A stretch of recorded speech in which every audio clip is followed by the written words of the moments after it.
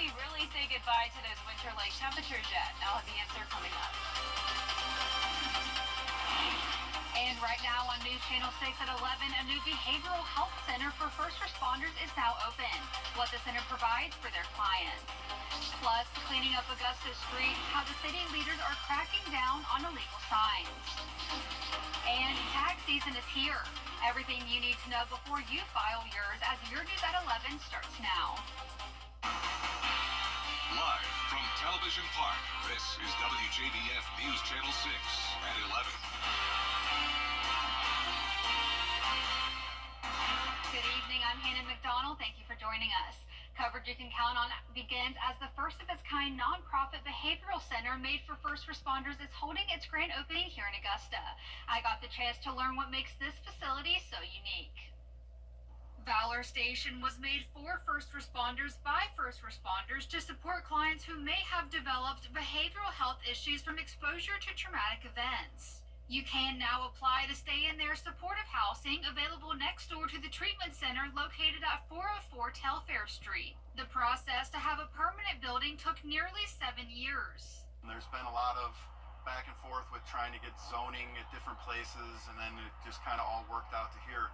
But it's been just a long effort for, trying to get the funding, trying to get the locations, trying to get the staff and the people in place. So it's been a really long road, but super excited to be here. All of the staff at Valor Station have extensive experience in trauma-related treatments. Where can first responders go? Where are they going to have the focus on them with people that understand the job that they deal with and some of the trauma and issues and stressors that they deal with, and now they have it. The organization welcomes anyone from across the country to reach out. I'm a retired police officer from New York. One of my colleagues and friends is also a retired police officer from New York. So, we're bringing in people from literally all over the country to come here. If you wish to donate or learn more about the nonprofit, you can find the link on our website at WJBF.com. And there are some mixed emotions tonight during a public meeting about a new Vogel Parkway project. The project will create a new stretch leading to the entrance of Plant Vogel from Highway 56. Representatives from Georgia DOT tell us how the new project will help traffic and emergency concerns. However, one person that we spoke with tells us that there has been a lack of transparency about the project. We all want to see progress. The issue is not that we don't want to see progress. The issue is that progress should be fair, and it should not allow individuals and the public to be taken advantage of simply because the government can strong arm an individual. So this will help get people on and in and out of Plant Vogel quicker, emergency response, like if they have to leave the plant. It also gets them to and from Augusta and Waynesboro a lot quicker. The public is invited to submit comments about the project until April 4th. For a link on how to do that, visit our website at WJBF.com. And it's time now for a first check of the weather with Chief Meteorologist Jenna Petracci. Jenna?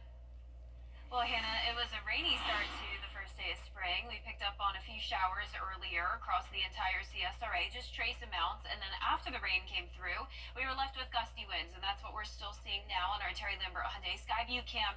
You can see the flag blowing back and forth with those sustained winds coming out of the northwest, now up to 23 miles per hour in Augusta, 17 over in Sparta and Sandersville, 18 in Aiken, 15 in Edgefield, and those are where the winds that are constantly blowing. The gusts are up to 27 now in Augusta and Aiken.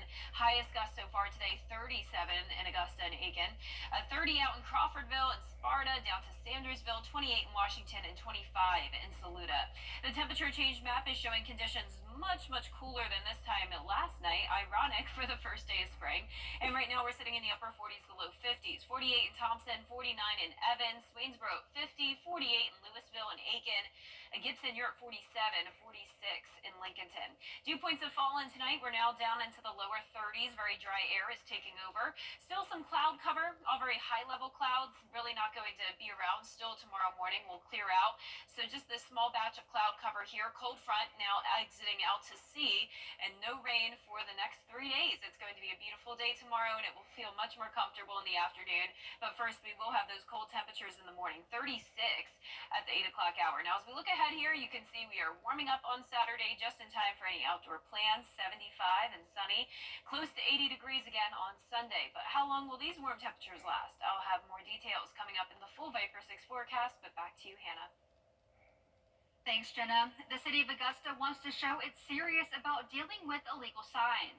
It's the time of the year where illegal signs pop up all over Augusta. If they're in the right of way, they could violate city code and state law. The city has put out the message warning business owners they could face fines or even jail time for their illegal signs. But some city leaders say this needs to be a year-round effort. It needs to be consistently done, not just looking out for what takes place here in Augusta, Georgia in the month of April, but let's look at it from a holistic point of view all year long. I don't want to see signs all year long, let alone just in the month of April. So let's just look at it, take it for what it is, and let's put some boots on the ground and get it done. The city warns that violators could face up to $1,000 fine and 60 days in jail. Well, this year there are a few changes to the tax laws in the two-state, and property damages from Hurricane Helene could affect your taxes. There's no major change in South Carolina, but Georgia taxpayers can look forward to a lower tax rate and an increased standard deduction. The incredible damage caused by the hurricane could change things for many people filing taxes in both states, but particularly in the Peach State thanks to a law change in December. There were not going to be probably that many taxpayers in this area that would have benefited from casualty losses because the loss had to exceed 10% of your adjusted gross income. You had to be able to itemize. You couldn't take the standard deduction. When they changed the law, they basically got rid of those two requirements. So now almost anybody that incurred an out-of-pocket loss, above and beyond what they were reimbursed by insurance proceeds, has potentially got a deduction on their taxes. Those requirements do stand in South Carolina, so unless the property sustains significant damage, it may not be worth filing casualty loss in the Palmetto State. The deadline to file your taxes this year is May 1st. And still in South Carolina, state lawmakers want to replace the South Carolina High School League, which governs student sports, with a new association that brings major changes. Jackie Labrizzi has the story.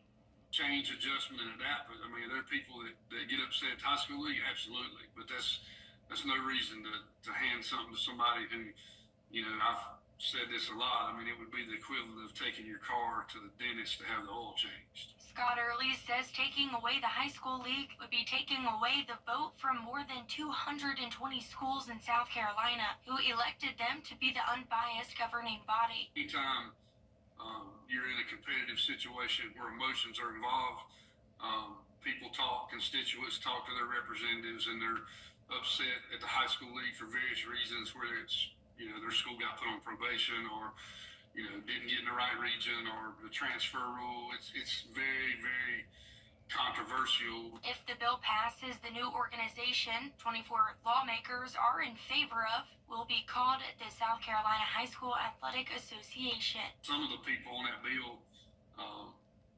hadn't even read the bill, so it's kind of one of these things we don't hope will pass, but through it, as always, will create some awareness and a little bit of change and adapt and compromise. If the bill passes, the SCHSL will be eliminated and replaced with an 11-member board and appointed staff. The new board members would be appointed by members of the South Carolina House and Senate and other government members. Current athletic directors, coaches, and other school leaders will be banned from serving. It's better, I guess, to be prepared and know that this is something in today's world that's trendy and it's happening all over the country, and some of the states that have tried to do this, they've actually give the high school league or the autonomy and authority back to the league when they see that it's impossible to do unless you're an expert. So, still ahead, volunteers taking to the streets to pick up litter. A look at their efforts to keep Aiken looking great. And gusty winds and cold temperatures tonight for that second day of spring, but warming up for the first spring weekend. And next week we're staying nice and warm as well, but we will have some showers and storms moving in Monday. I'll have more details after this break. Let's face it,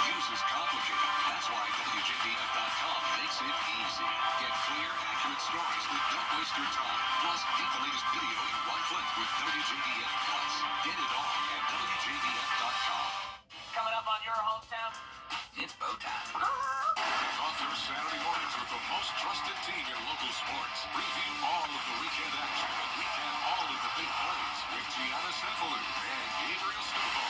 6 Sports Saturday, Saturday mornings at 9:30 on News Channel 6. The News Channel 6 mobile app is now even better. Download it today. The Live Viper 6 Skyview Network, sponsored by Terry Lambert Hyundai. Now, your most accurate forecast with WJBF Live Viper 6. Welcome back and happy first day of spring. I hope you enjoyed the day and hopefully you stayed dry this morning. But the main story today has definitely been those gusty winds. We're currently under a lake wind advisory for the county shaded here, and that will last until 8 a.m. on Friday. So if you haven't already secured any objects that could easily blow away, I'm sure they have already. If you have that trash can out, that may have blown down, but go ahead and still secure those loose objects overnight just in case. And of course, take it easy on the lakes through tomorrow morning. You can see those winds sustained around the lake now up to around 20 miles per hour, 23 in Augusta, and we're seeing gusts up to around 25 to 30 miles per hour, 28 in Washington, 30 in Lincolnton, and over in Crawfordville, all a northwest wind coming in, bringing in the cooler air tonight. You can see the flag blowing here on our Terry Lambert Hyundai Skyview cam over in Burke County. 51 degrees with some high-level cloud cover. Dew points are low in the low 30s, and around the CSRA, pretty much everyone is in the 40s now, but still 50s down in our southern counties like Swainsboro and Allendale and Augusta at 51. So you can see the cloud cover here on satellite and radar. Once the clouds clear overnight, that will really allow those temperatures to fall down into the mid-30s, and high pressure is moving in from the west, which means lots of sunshine to enjoy over the next 3 days. So after a chilly start to the day, winds will settle down, and we'll see temperatures feeling pretty nice and mild in the afternoon, upper 60s. But this morning, or tomorrow morning, 33 to 36 degrees. Frost advisory for our western counties, but everyone could be dealing with those cold temperatures tomorrow, and especially once you factor in the winds, it will be feeling as cold as around 25 in our western counties, and pretty much everyone below the freezing mark. That's a look at 7 a.m. on your Friday morning. Now our futurecast tomorrow morning at 6 a.m. showing the clear conditions all across the southeast. There's the high pressure moving in. And once that goes down into the Gulf, we'll see a southwest wind, and that will help to warm us up as we go into the weekend. So even though it's cooler tomorrow, we're going to quickly see those temperatures rebound. And then by Sunday morning, still nice and clear for the most part. Cold front coming in, though, and that'll bring us that chance of rain and some weak storms on Monday. But lots of sunshine Saturday and Sunday, a perfect weekend for any outdoor plans. And notice the low temperatures are warming back into the 40s by Sunday morning. But in the meantime, tonight, all of us below the 40-degree mark, and tomorrow afternoon all of us will be below the 70-degree mark. Now here's a look at your 10-day forecast. You can see the chance of rain and storms at 60% for Monday, and then back to sunshine Tuesday through Friday of next week. A really great work week. Lots of low to mid-70s, and then getting closer to 80 degrees by next weekend with some stray showers. Now back to you, Hannah. Thanks, Jenna. Well, a group of volunteers in Aiken County is cleaning up litter that's lining the streets. Today, folks with SRP and Augusta Green Jackets worked throughout the morning alongside the organization Clean Up Aiken. They picked up trash off of Sudlow Lake Road from US 78 to Escaga Lake Road. We're just happy to be out here doing our part, happy to be, like I said, helping some of the recovery from Helene. You know, this area was devastated like never before, and we did our part at the stadium, but now we're happy to come out of the stadium and do our part in the community. This is the first year the Green Jackets have joined Clean Up Aiken. And still ahead, President Trump signing an executive. And coming up, the South Carolina Gamecocks are gearing up to host the Columbia Regional in the NCAA tournament. Hear from head coach Dawn Staley on how they're preparing for Tennessee Tech in sports. Planet Oats so creamy and not watery like. Exactly, and unsweetened, has 0 grams of sugar. And don't forget, it's an excellent source of calcium. Wow, Planet Oat really has it all. This is not a drill. Download it today. Children First on WJBF News Channel 6 is sponsored by Bridgestone, solutions for your journey. Now, WJBF WJBF sports coverage you can count on. The first round of March Madness took off Thursday with Clemson and Georgia playing their respective opponents in the Midwest region. The Tigers struggling offensively in the first half, and that's an understatement, scoring just 13 points against McNeese State, the second fewest by an ACC team in the NCAA tournament history. A different story from 1 year ago when they made an Elite Eight run. Tigers' furious second half comeback falls short, though. In the 12th seed, McNeese State pulls the first upset in the big dance. Cowboys hold off the Tigers 69-67. Clemson finishes the season with 27 wins, but this loss definitely stings. We scouted and we knew they were going to be more athletic, but we just weren't boxing out. We weren't doing the little things that we needed to do to get the game done. Honestly, in that second half, the score wasn't going our way, and we just kind of got that confidence in us from coach. He just kept pushing it on us, and it got to the point where, like, you got to make a run now. Like, don't let it end this way. You don't want it to end this way. So came out, just made a push, but came up short. The Georgia Bulldogs are one of 14 teams in the SEC going dancing. It's the Dogs' first appearance in 10 years, which means a new experience for most of Coach Mike White's squad, but the opposite is said about their opponent, Gonzaga. They've won at least one tournament game in their last 16 appearances, 9 straight Sweet 16 showings, and they're 9-1 over their last 10 games this year. Now, the lack of experience showed for Georgia. Down at one point, 28-3, their season comes to an end with an 89-68 loss to the Zags in the first round. The South Carolina Gamecocks open NCAA tournament action against 16-seed Tennessee Tech, their 13th straight tournament appearance under Coach Don Staley. The Gamecocks secured the #1 seed in the Birmingham region. Little chip on their shoulder, perhaps, because they didn't get that #1 overall seed. But South Carolina was crowned the SEC regular season and tournament champions heading into their first round matchup. USC led the country with 17 net top 50 wins. It also helps that they'll be hosting the first and second round games at Colonial Life Arena. It's good to be in this position at home, where we lead the nation in attendance year in and year out. So we're looking forward to the challenge.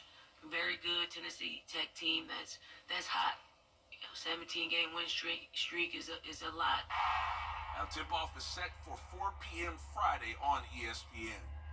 Now, the 4th annual HBCU Baseball Classic will happen Sunday at SRP Park, home of the Augusta Green Jackets. It'll be Payne College in a doubleheader with Morris College, with first pitch slated for 2 p.m. But aside from the action on the diamond, a trio of community pillars are going to be given the Breaking the Glass Ceiling Award, which recognizes community leaders who've made an undeniable impact in Augusta while overcoming odds. Now, the honorees will be educator, former commissioner, and Payne grad William Fenoy, former longtime Payne's men's basketball coach and athletic director Ronnie Spry, and businessman Brad Usry. I'm humbled and honored to receive this prestigious award because the mere fact that I'm receiving it, not because of just me, but because of so many people shoulder that I'm standing on. I'm excited. It's always nice to be recognized. It makes you feel special, and especially by a group you respect. I've been in Augusta for 66 years. I love this town, and I can't imagine living anywhere else, but I'm truly in love with Augusta, and I'll do whatever I can to make it grow and be the best city it can be. That's it for sports. We'll be back right after this. This is the big one. It's the Rooms to Go anniversary sale. And we're turning every room into a reason to celebrate. Living rooms, bedrooms, and dining rooms at special anniversary sale prices. So stop waiting and start saving. A celebration this big happens only once a year. It's the Rooms to Go anniversary sale, going on now.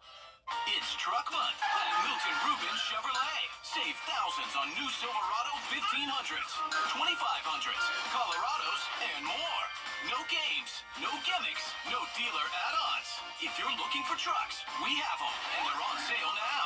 Save $12,000 on all trim levels at your #1 hometown Chevy dealer. Together, let's drive, baby, to Milton Rubin Chevrolet. DriveBaby.com. Click, click. Drive a bargain. Well, if basketball isn't your speed, how about a bracket of Penguins? Two Colorado penguins are competing for the spot of the world's favorite penguin. International March of the Penguin Madness chose 48 birds for the contest. The competition is meant to bring a spotlight to conservation efforts. Voting is now underway on Penguins International's website. Oh, aren't they so cute? Well, that's our report for now. Thanks for watching, and be sure to download our mobile app for breaking news. Good night.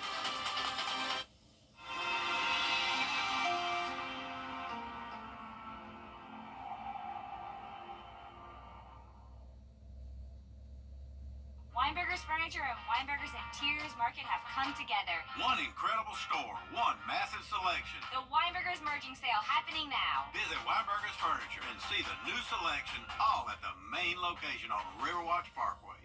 Try the Bojangler and new Bojangler Deluxe at Bojangles today. It's bow time. Get $12,000 off a new 2025 Ram pickup at the all-new Milton Rubin Chrysler Dodge Jeep Ram, the #1 volume dealer in the district, where new Rams are $12,000. Yes, $12,000 off. Make a fast break and save big on new 2025 Rams. $12,000 off during Ram Truck Month at Milton Rubin Chrysler Dodge Jeep Ram. WJBF.com. Click, click. Years ago, I lost my you deserve. At Curated Clothiers, we believe great fashion is more than just style. It's an experience.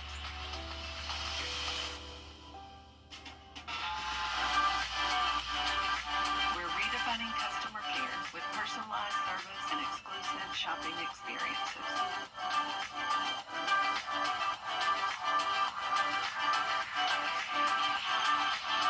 Because when you shop with us, you're not just noticed, you're remembered. The CSRA is full of amazing women. Women who inspire. Women who innovate. Women who lead. That's why News Channel 6 brings you Women to Watch. On the last Wednesday of each month, News Channel 6 recognizes local businesswomen who are making a positive impact in our community. Nominate someone today at WJBF.com. Sponsored by Goodwill.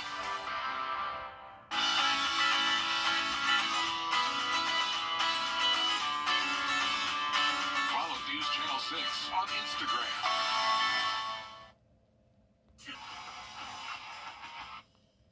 This is not you. It's not me.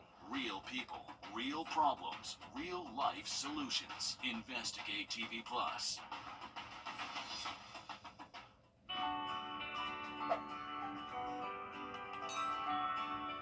When you visit or work with Parker's Kitchen, your support makes a difference. You've helped us rank as Best Workplace in America.